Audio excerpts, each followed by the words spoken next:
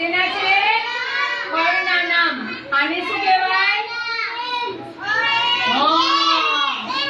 પછી આને પછી આને પપૈયું. પછી આને ગ્રેપ. પછી આને એપલ. પછી આને અનાનસ. પછી આને દાડમ. પછી આને તરબૂચ. પછી આને શું કહેવાય?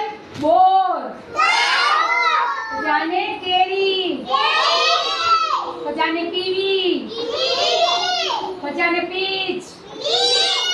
પછી આને લીચી. આ બધા નામ આવી ગયા? આ બધું આવડી ગયું? સરસ, વેરી ગુડ.